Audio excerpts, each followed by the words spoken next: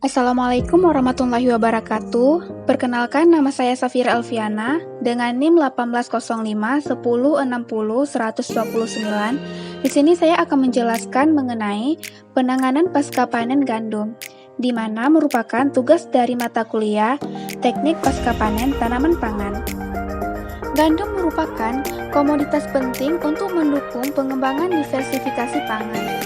Gandum mempunyai prospek yang sangat besar mengingat luasnya potensi lahan yang dapat ditanami oleh tanaman yang mempunyai kandungan karbohidrat sebesar 70% dan protein sebesar 13%. Indonesia mempunyai potensi lahan untuk pengembangan tanaman serealia non-beras ini seluas 73.455 hektar yang tersebar di 15 provinsi.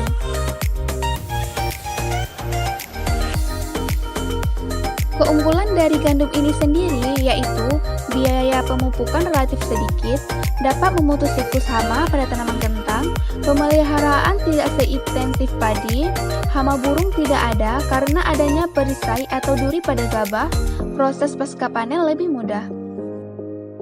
Nah, di sini tanaman gandum dalam sistematika atau taksonomi tumbuhan dapat diklasifikasikan sebagai berikut. Yang pertama, ada kingdom yaitu Plantae, subkingdom Tracheobionta, superdivisi yaitu Spermatophyta, divisi Magnoliophyta, kelas Liliopsida, subkelas Commelinidae, ordo Poales, famili Poaceae, genus Triticum, dan yang terakhir ada spesies Triticum aestivum. Manfaat dari gandum yaitu dapat dijadikan sebagai makanan ringan seperti roti, mie, biskuit, puding, es krim, makaroni, kue, dan gabah, dedak atau bungkusnya dapat dijadikan sebagai bahan pakan ternak. Dan yang terakhir untuk industri dalam pembuatan kerajinan, hiasan, lem, dan pembuatan kertas. Nah, untuk kandungan gizi gandum dapat dilihat dari tabel berikut.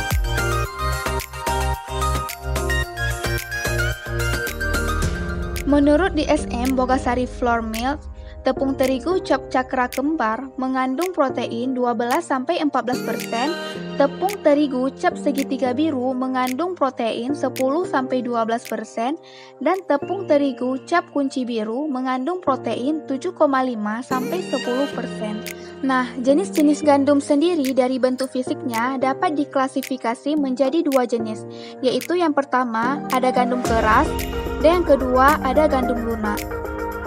Dihasilkan dua jenis tepung dari proses penggilingan gandum, yaitu yang pertama ada tepung terigu dan tepung gandum utuh.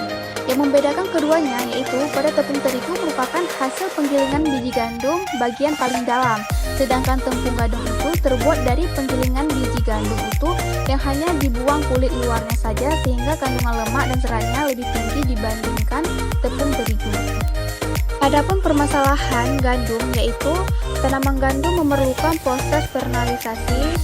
Pengembangan gandum di daerah dingin sering menghadapi kendala terutama dalam hal persaingan penggunaan lahan dengan tanaman hortikultura.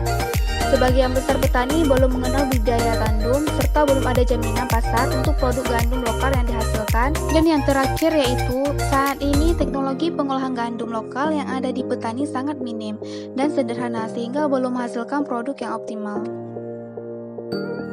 Nah, untuk pemanenan gandum dapat dilakukan dengan menggunakan sabit atau mesin pemanen gandum. Menurut Sofiati, gandum yang siap panen apabila tanaman telah berumur kurang lebih 90 untuk daratan rendah, berumur kurang lebih 107 hari untuk daratan menengah, dan kurang lebih 112 hari untuk daratan tinggi. Sedangkan ciri-ciri tanaman siap panen yaitu sekam yang menutupi biji gandum telah mengering, jika biji gandum digigit sudah terasa keras, dan terakhir kadar air biji gandum antara 20-30%. Nah, sebelumnya ada yang tahu tidak apa saja sih ruang lingkup pasca panen gandum? Jadi, penanganan pasca panen gandum merupakan kegiatan sejak gandum dipanen sampai dengan menghasilkan produk. Adapun tujuannya yaitu menekan tingkat kehilangan hasil karena susut, tercecer, rusak, dan sebagainya, dan menghasilkan gandum yang berkualitas sesuai persyaratan mutu dan keamanan pangan. Nah, jadi ruang lingkup penanganan pasca panen gandum yang pertama ada perontokan yang merupakan proses pemisahan gandum dari malainya. Untuk proses perontokannya sendiri dapat dilakukan dengan menggunakan alat perontok dengan tenaga manusia atau alat perontok dengan tenaga motor. Yang kedua, ada pembersihan yang merupakan proses pemisahan gandum dari kotoran atau benda asing lainnya. Pembersihan dapat dilakukan dengan cara ditampi, diayak, blower manual, dan alat pembersih dengan tenaga motor.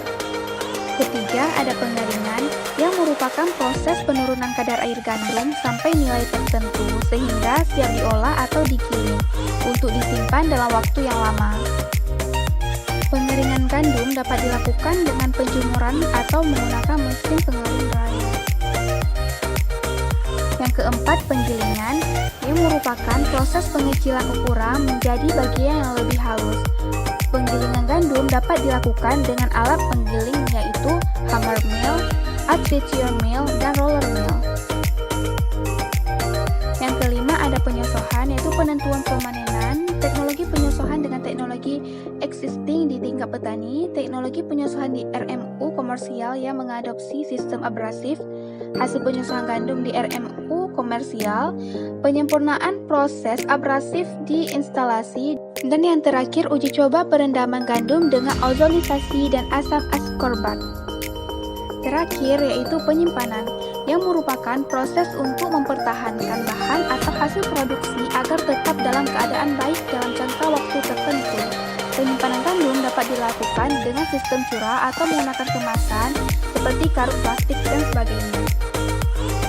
Aspek-aspek yang perlu diperhatikan dalam penanganan pasca panen gandum yaitu lokasi bangunan tempat penanganan pasca panen harus memenuhi persyaratan. Bangunan untuk penanganan pasca panen harus memenuhi persyaratan teknis dan kesehatan. Alat dan mesin yang digunakan harus memenuhi persyaratan teknis, ekonomis, sosial, ergonomis, dan kesehatan. Wadah dan pembungkus harus dapat melindungi dan mempertahankan mutu isinya terhadap pengaruh dari luar. Yang terakhir, tenaga kerja harus memenuhi persyaratan berbadan sehat, terampil, dan sebagainya.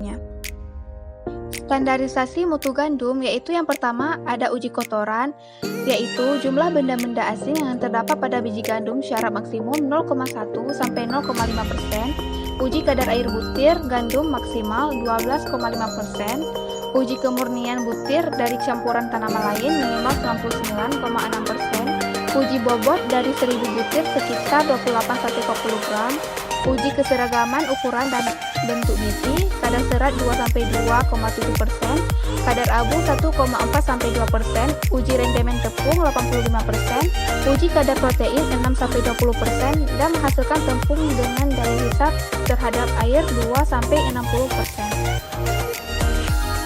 Jadi hanya sekian video dari saya. Maaf atas segala kekurangan, semoga bisa bermanfaat. Jangan lupa like dan subscribe-nya. Terima kasih. Assalamualaikum warahmatullahi wabarakatuh.